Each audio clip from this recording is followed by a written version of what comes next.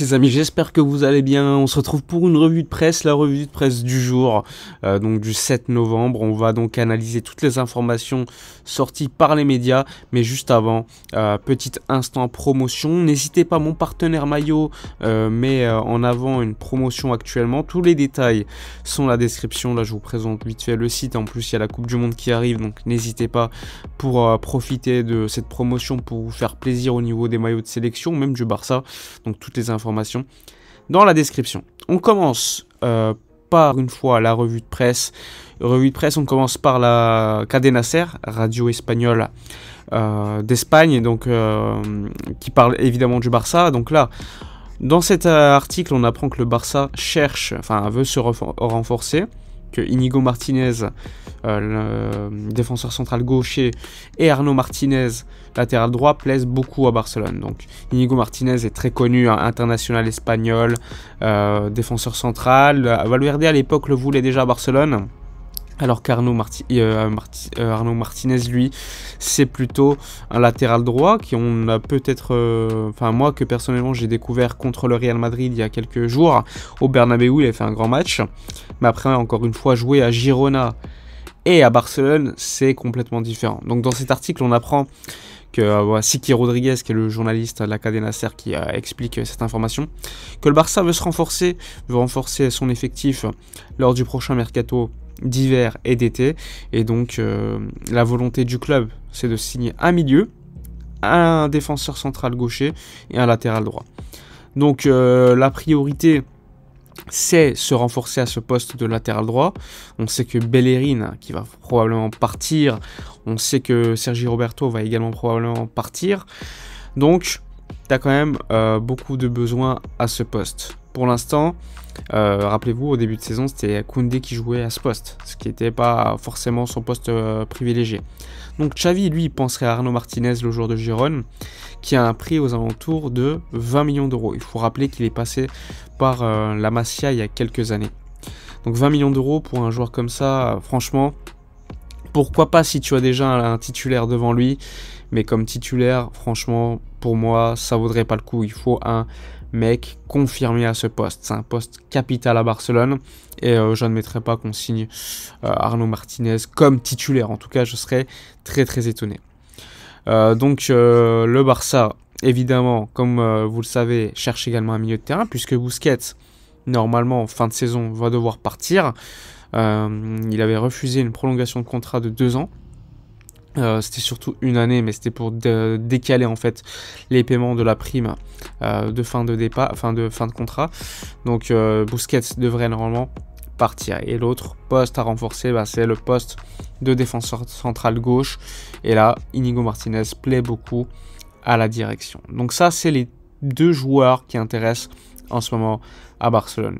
Íñigo Martínez, s'il devait signer, ce serait plutôt en janvier, mais il faudrait payer, ou sinon libre en juin, puisqu'il est libre de tout contrat à partir de juin 2023. Donc ça, c'est une décision qu'il faudra également prendre suite au départ de Gérard Piqué.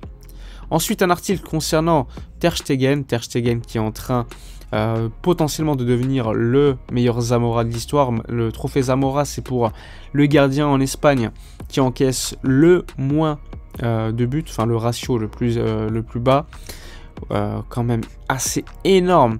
Pour l'instant, 0,31 buts encaissés par match en Liga pour Ter Stegen. Bon, le championnat est encore très très long, mais il est quand même sur des bases exceptionnelles. Il faut rappeler que 11 clean sheets en 13 matchs de championnat d'Espagne, c'est du jamais vu tout simplement. Donc ça, c'est pour Ter Stegen, l'article qui en parle. Tu as également un article sur Araujo. Alors Diego Alonso, je ne sais pas si certains le connaissent, mais c'est le coach de la sélection uruguayenne. Et donc, il veut savoir en fait l'état physique d'Araujo.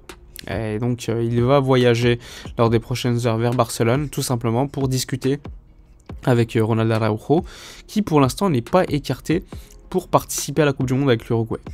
Donc il faut savoir que la liste définitive sera donnée dans quelques jours, et ensuite, on verra si Araujo fera partie de cette liste, mais ce ne serait pas une surprise. Il faut savoir que Ronald Araujo va beaucoup mieux, 6 semaines après son opération, Et donc ce n'est pas le même cas qu'Umtiti, rassurez-vous, Umtiti avait refusé de se faire opérer. Là, on parle d'un joueur qui s'est fait opérer. Mais est-ce qu'il sera à 100%? Je ne pense pas. Je ne pense pas, mais pas impossible qu'il soit à la Coupe du Monde. Ensuite, un article concernant Moukoko, le joueur de 17 ans du Borussia Dortmund, libre en juin prochain. Il est en train de performer quand même de manière assez dingue avec le Borussia Dortmund. Et donc, évidemment, eh bien, il intéresse énormément de clubs. Et le Barça serait intéressé par l'Allemand pour l'été prochain. Attaquant assez polyvalent, qui peut jouer neuf, mais également sur un côté. Très très jeune. Pour moi, il n'est pas encore prêt pour être titulaire au FC Barcelone. Il pourrait être un joueur de sortie de banc, un type Rodrigo à l'époque au Real Madrid. Donc pourquoi pas, en plus on sait qu'il aime beaucoup le FC Barcelone, comme cette génération de façon allemande, hein, que ce soit Adeyemi, que ce soit Musiala, tu as beaucoup de joueurs qui ont grandi avec Barcelone, Florian Wirtz également de Leverkusen, enfin bref, une génération allemande talentueuse qui a grandi avec le Barça. Et ensuite, alors, les potentiels rivaux pour le Barça en Europa League, alors je vous les mets à l'écran là. Le Barça va lors des tirages au sort qui auront lieu à 13 h, je vous ferai une vidéo spécialement pour cela, on connaîtra donc le prochain adversaire du Barça pour être renversé en Europa League. Donc c'est des barrages d'Europa League, que ce soit Eindhoven, Rennes, Roma, Union Berlin, Manchester, Midtjylland, Nantes ou Monaco. Donc l'un de ces clubs va jouer contre le Barça. Évidemment, moi j'ai une préférence pour Nantes, donc ne me demandez pas pourquoi, mais je pense que ce serait assez tranquille. Surtout quand tu as un calendrier et que tu luttes pour la Liga, c'est toujours plus intéressant. Bon, sinon, on a appris que Gavi a reçu son trophée Golden Boy de Tuttosport. Donc ça, c'est une excellente nouvelle pour Gavi, qui a été élu Golden Boy et ensuite Trophée Copa. Il y avait également un article vite fait sur Jorginho qui demandait un énorme salaire pour prolonger à Chelsea. Donc les journalistes ont confirmé qu'il n'y a pas de contact entre Jorginho et le Barça. Donc normalement il devrait rester à Chelsea. Il y a également Rafinha qui a donné une interview à la Cadena Ser. Donc je vous mets assez rapidement l'interview, elle est assez intéressante. Il y a des propos que je considère assez constructifs, donc à suivre. Para mí individual está siendo un poco duro por ser un avanzado, un delantero que me gusta marcar y asistir y todo más. Y bueno, yo tengo un gol en toda la temporada oficial, ¿no? Y obviamente esto te toca un poco porque, bueno, por ser un delantero que te gusta marcar y marcar un gol solo es un poco complicado. Pero bueno, estoy adaptándome, mis compañeros están ayudándome lo bastante y nada, estoy trabajando mucho para que esta adaptación sea lo más rápido posible. Donc voilà, on a fait le tour sur l'essentiel des informations Mercato. Dites-moi dans les commentaires ce que vous pensez de toutes les informations. N'oubliez pas, comme d'habitude, de liker, commenter, partager. Toutes les informations dans la description concernant le partenaire maillot. Moi, je vous dis à la prochaine et d'ici là, comme d'habitude, portez-vous bien.